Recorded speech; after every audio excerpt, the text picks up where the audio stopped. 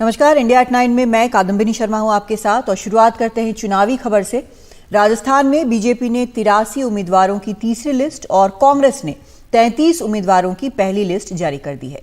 BJP की पहली list में 7 सांसदों को मैदान में उतारा गया था, जिसका काफी विरोध हुआ था, लेकिन इस बार 83 उम्मीदवारों की लिस्ट में ज्यादा विवाद नहीं है। एक भी सांसद को टिकट नहीं मिला है। वसुंधरा राजे झालरापाटन से चुनाव लड़ेंगी।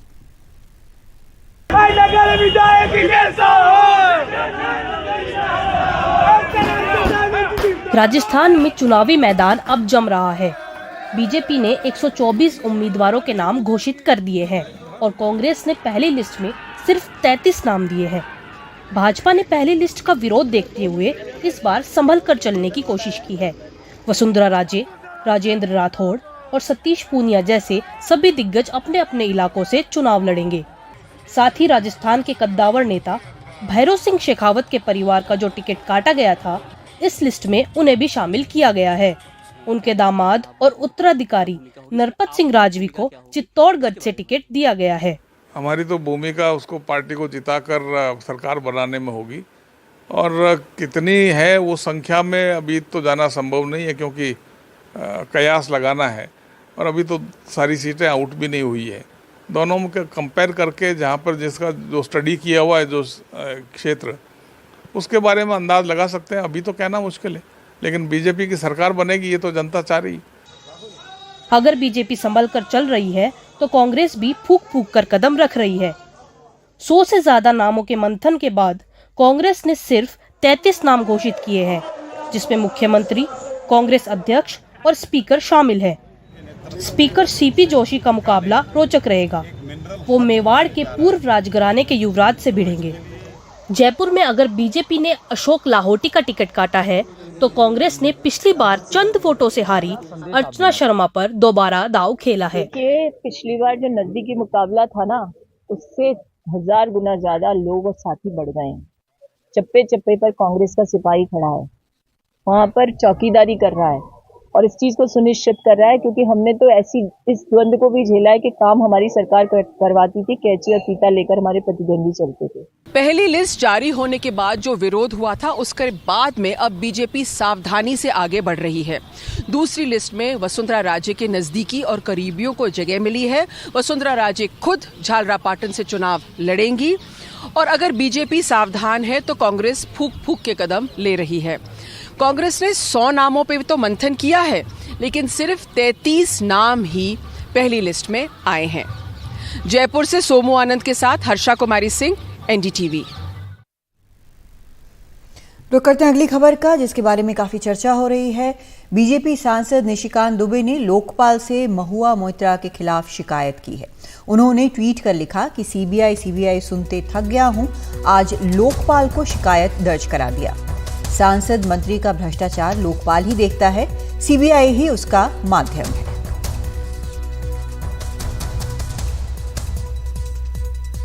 और इस पर और बातचीत के लिए हमारे साथ जुड़ रहे हैं अश्विनी दुबे, एडवोकेट हैं सुप्रीम कोर्ट के। अश्विनी दुबे जी, एनडीटीवी इंडिया में आपका स्वागत है। ये जो पूरा कानूनी मसला है इस पूरे केस का, हम उसके बारे में समझना चाहते हैं। जब निशिकांत दुबे ये लिखते हैं कि हम लोकपाल के पास शिकायत दर्ज करा रहे हैं, बहुत सीबीआई हो गया, तो फर्क क्या है, अगर आप हमारे दर्शकों के लिए समझा सकें। देखिए, जो सीबीआई, राज्य सतर्कता विभाग और विभिन्न विभागों के जो आंतरिक सतर्कता विंग हैं, राज्य पुलिस की जो भ्रष्टाचार निरोधक शाखा है, वो स्वतंत्र नहीं है। इसमें उन्हीं मामलों में उनको ही रिपोर्ट करना होता है जो या तो खुद आरोपी होते हैं, जिनको आरोपी से प्रभावित होने की संभावना है। लेकिन जो लोकपाल और लोकायुक्त अधिनियम 2013 आया, उसके मुताबिक सुप्रीम कोर्ट के जो रिटायर्ड जजेस हैं, वो सुप्रीम कोर्ट के रिटायर्ड जजेस ये इंश्योर करते हैं कि कोई इस तरह के करप्शन से संबंधित जब मामले आए तो उन मामलों की वो जो है सुनवाई कर सके। और उस सुनवाई के तहत जो सुप्रीम कोर्ट के कई जजेस, जैसे अभी अगर हम देखें तो सुप्रीम कोर्ट के जो न्यायाधीश हैं, दिलीप बी भोसले, पीके मोहंती, अभिलाषा कुमारी, न्यायमूर्ति ए के त्रिपाठी और जो पिनाकी चंद्र घोष हैं, जो 19 मार्च 2019 को जो अध्यक्ष बने उसके, उन सब ने, वो सबकी एक कमेटी है जो इंश्योर करती है कि एक स्वतंत्र और निष्पक्ष जांच हो जिस मामले में कोई हाई प्रोफाइल करप्शन का मामला इन्वॉल्व हो। क्योंकि सीबीआई की अकाउंटेबिलिटी की बात करें तो वो भी जो हमारा मिनिस्ट्री ऑफ होम अफेयर्स है, डीओपीटी है, मिनिस्ट्री ऑफ पर्सनल है, उसके तहत होता है। अगर हम ईडी की भी बात करें तो ईडी में भी जो मिनिस्ट्री ऑफ फाइनेंस है उसके अंतर्गत उसकी अकाउंटेबिलिटी होती है। पुलिस की बात करें तो पुलिस मिनिस्ट्री ऑफ होम के अंतर्गत कार्य करती है। तो इसलिए लोकपाल जैसी बात की अवधारणा को इसीलिए मूर्त रूप दिया गया कि जब कभी कोई करप्शन का ऐसा मामला आए जिसमें लगे कि फ्री, फेयर और इम्पार्शियल इन्वेस्टिगेशन होती, क्योंकि ये इन्वेस्टिगेशन जो महुआ मोइत्रा के साथ तथाकथित इन्वेस्टिगेशन, उसमें एक पॉलिटिकल नेक्सस के साथ साथ एक व्यावसायिक नेक्सस की बात हो रही है कि किस तरीके से लोकसभा के अंतर्गत जो प्रिविलेज है, जो इम्यूनिटी है आर्टिकल 105 के एक संसद सदस्य को होती है, उसका इस्तेमाल व्यावसायिक हितों की सिद्धि के लिए व्यावसायिक तरीके से जुड़े लोगों के और जो राइवलरी से जुड़े लोग हैं उनके लिए किया गया। माने 61 में से 50 प्रश्न ऐसे पूछे गए जो प्रश्न व्यावसायिक हितों की सिद्धि के लिए। तो इसकी बात को लेकर के जो एक मेंबर ऑफ पार्लियामेंट है लोकसभा के श्री निशिकांत दुबे जी ने दूसरे मेंबर ऑफ पार्लियामेंट के ऊपर जो एक एफिडेविट जो कंप्लेनेंट के, खास तौर से जो उसमें एक कंप्लेनेंट है जो उन्होंने प्रश्न पूछे, जिनके पास पासवर्ड और लॉगिन आईडी था, उनके साथ साथ एक जो एडवोकेट उसमें इन्वॉल्व थे, उन सबके एफिडेविट्स को संज्ञान में लेते हुए उन्होंने इस पे आते हैं अश्विनी दुबे जी, इस वाले पॉइंट पे भी हम आएंगे। आपने बड़े अच्छे से समझाया कि निष्पक्ष और लगना भी चाहिए कि बिल्कुल बिना किसी भेदभाव के एक जांच हुई है, इसके लिए लोकपाल जरूरी है। जो पॉइंट्स आप उठा रहे हैं, जैसे महुआ मोइत्रा के मामले में जिनकी एक और वकील की बात उन्होंने की है, देहाद्री नाम है इन वकील का, और दिल्ली पुलिस कमिश्नर को उन्होंने पत्र लिखा है। उन्होंने लिखा है कि शिकायत की वजह से, जो उन्होंने शिकायत की थी महुआ मोइत्रा के खिलाफ, उनकी सुरक्षा को गंभीर खतरा है। मुझे शिकायत वापस लेने के लिए मजबूर करने की कोशिशें हो रही हैं। एथिक्स पैनल में मेरी गवाही को रोकने की कोशिशें हो रही हैं। मेरी प्रतिष्ठा को नुकसान पहुंचाने की धमकियां मिल रही हैं। ये उन्होंने पुलिस कमिश्नर को लिखा है। और तृणमूल कांग्रेस की सांसद जो महुआ मोइत्रा हैं, वो जैसे हम आपको बता रहे हैं, गंभीर आरोप उनके ऊपर लग गए हैं। पैसे लेकर संसद में सवाल पूछने के आरोप में वो घिर गई हैं और उनकी मुश्किलें बढ़ रही हैं। खासकर कारोबारी दर्शन हीरानंदानी के कबूलनामा के सामने आने से उन पर गंभीर सवाल खड़े हो गए हैं। निशिकांत दुबे जो कि सांसद हैं, उन्होंने ये कहा है कि महुआ भारत में थी लेकिन लोकसभा का लॉगिन दुबई से हुआ। उन्होंने ये भी कहा कि एनआईसी ये जानकारी सीबीआई को दे चुका है। महुआ मोइत्रा ने इसका जवाब दिया है। उन्होंने लिखा है कि एनआईसी को सभी सांसदों की लोकेशन जारी करने दीजिए। जब कर्मचारी लॉगिन कर रहे थे तो सांसद कहां थे? और निशिकांत दुबे का दावा हीरानंदानी के हलफनामे से मेल खाता है, जिसमें हीरानंदानी का कहना है कि महुआ के लॉगिन से लोकसभा वेबसाइट पर सवाल पोस्ट किए गए। तो ये सभी चीज़ें जो हैं वो सामने आई हैं और ये सबसे बड़ा यहाँ पर सवाल उठ रहा है कि आखिर हुआ क्या और इसका कानूनी पहलू क्या है। अश्विनी दुबे जी के पास हम वापस चलते हैं। जिस तरह के सवाल अब उठे हैं, एक तो कबूलनामा है, दूसरा यहाँ पर जो वकील हैं एक और, उन्होंने पुलिस कमिश्नर को चिट्ठी लिखी है। तो इन सब चीज़ों को मिलाकर, और गवाही एथिक्स पैनल के सामने रोकने की बात वो कह रहे हैं, आरोप लगा रहे हैं कि उनको धमकियां मिल रही हैं, इन सब के तहत ये पूरा मामला जो है, लोकपाल में तो शिकायत गई है, कानूनी तौर पर आप इसको किधर जाते देख रहे हैं? देखिए, अभी जो पार्लियामेंट की जो एथिक्स कमेटी है, एथिक्स कमेटी में जैसे 15 सदस्यीय कमेटी है, वो 15 सदस्यीय जो लोकसभा के संसद सदस्य हैं वो इसकी जांच कर रहे हैं कि भारत के संविधान के अनुच्छेद 105 में जो दिए गए अधिकार है, जो इम्यूनिटी की बात करते हैं, एक लोकसभा सांसद को लोकसभा के अंतर्गत प्रश्न पूछने का, और उस प्रश्न पूछने पर भले ही वो प्रश्न किसी की गरिमा को धूमिल करते हो, लेकिन उस प्रश्न पर कोई लीगल प्रश्न जो है बाहर खड़ा नहीं हो सकता है।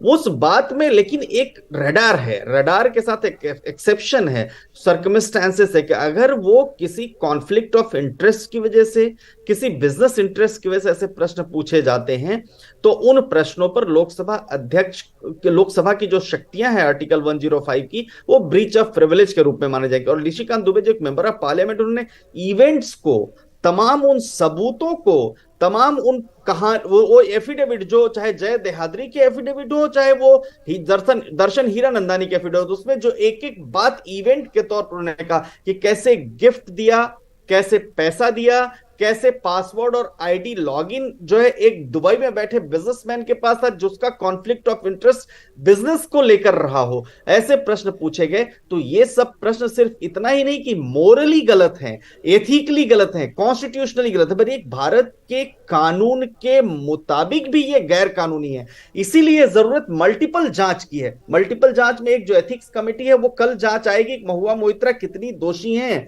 लेकिन जो जय देहाद्री और जो दर्शन हीरानंदानी का एफिडेविट है, उस एफिडेविट को एक एक पैराग्राफ को पढ़े तो बड़ा प्रश्न खड़ा होता है कि कैसे एक मेंबर ऑफ पार्लियामेंट अपने निजी स्वार्थ के लिए दूसरों के साथ मिलकर के, देश के साथ, खासतौर से इसलिए देश के साथ कि तो ऐसे ये जो दोनों चीजें हैं ये भी एथिक्स कमेटी के सामने होंगी ना, ये दोनों पॉइंट्स, जी बिल्कुल, ये पुलिस केस भी बनता है। लेकिन सवाल अब यहां पर यह भी है कि इस भ्रष्टाचार का आरोप जो है, क्योंकि एक तो प्रश्न हो गया किसी न वेस्टेड इंटरेस्ट के तहत प्रश्न पूछने का, दूसरा प्रश्न आता है कि कैसे करप्शन और कैसे इलीगल ग्रेटिफिकेशन और पर्सनल बेनिफिट लेने के बाद, माने भ्रष्टाचार का जो आरोप है उसकी जांच कैसी होनी चाहिए। वो भ्रष्टाचार के आरोप के लिए जो लोकपाल बना है, वो लोकपाल में जो सुप्रीम कोर्ट और हाई कोर्ट के रिटायर्ड जजेस जिनके पास असीमित शक्तियां, वो जांच करेंगे। तो ये कंप्लेंट गई है और हम समझते हैं कि देश को इस बात की जानकारी होनी चाहिए कि जैसे कैसे एक मेंबर ऑफ पार्लियामेंट जिसकी अकाउंटेबिलिटी जनता के लिए, जनता के द्वारा होती है। अश्विनी जी, हमारे लिए, हमारे पास वक्त अब खत्म हो रहा है। बहुत शुक्रिया आपका, आपने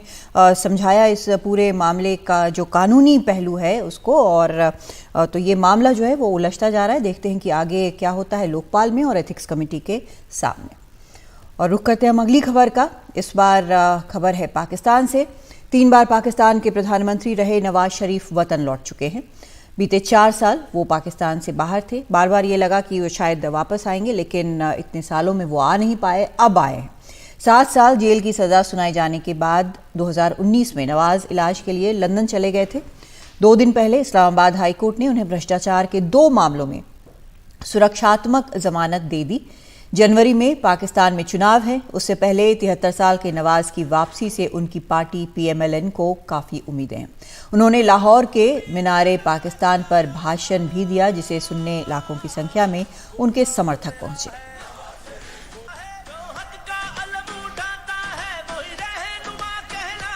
ये मेरा और आपका रिश्ता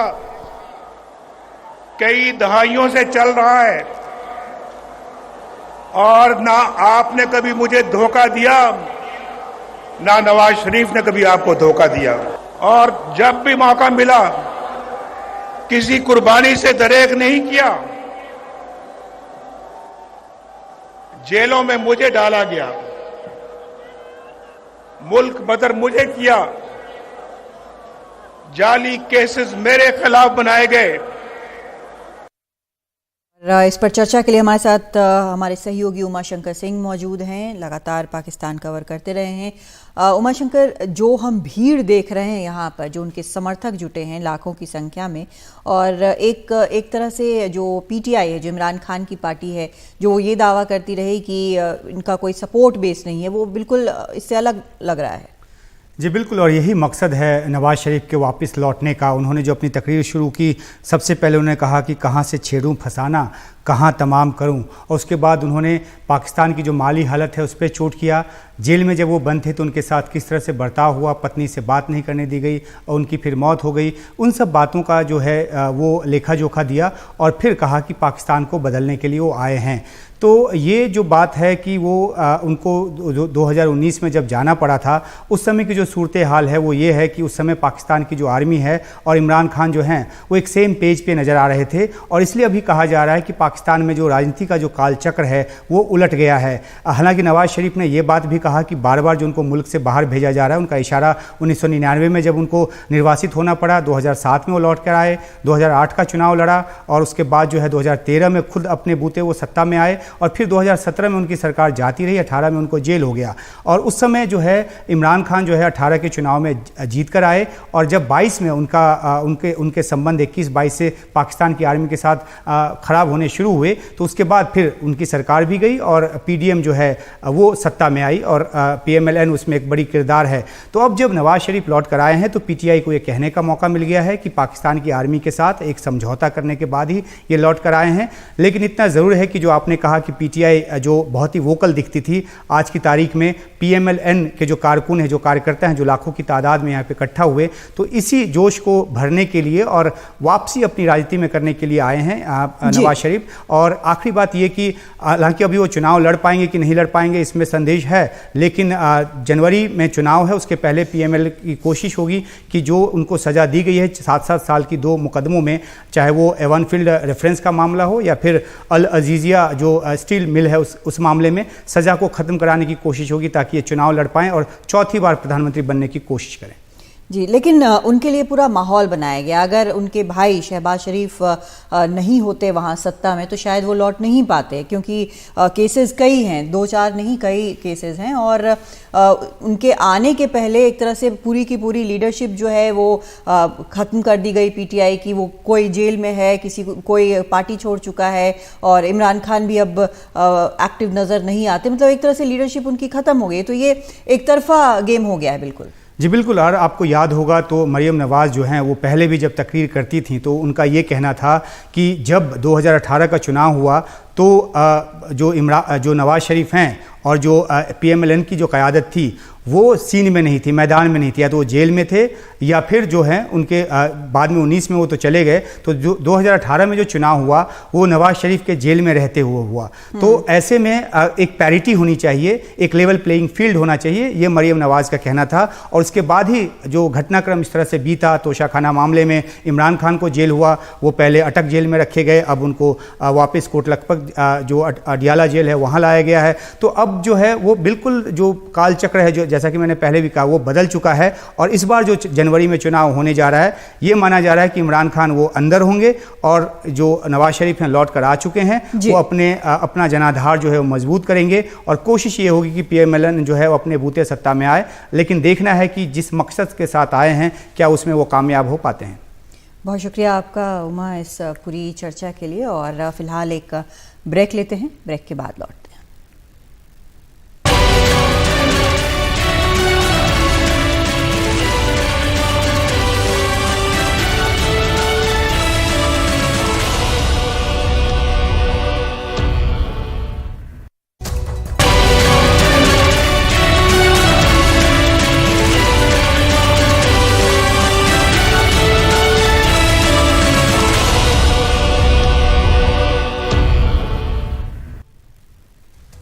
अंतरिक्ष में आज फिर भारत ने एक इतिहास रचा है। गगनयान के क्रू मॉड्यूल का परीक्षण सफल रहा है। इसरो ने सुबह 10 बजे क्रू मॉड्यूल को श्रीहरिकोटा से लॉन्च किया, जो सफल रहा। इसे टेस्ट व्हीकल अबॉट मिशन 1 और test vehicle development flight TVD-1 भी कहा जा रहा है। दरअसल सीधे शब्दों में समझें तो ये परीक्षण अंतरिक्ष से लौटने वाले यात्रियों की सुरक्षित वापसी का है, जिसके कारण ये सारे परीक्षण हो रहे हैं। खूबसूरत नजारा ये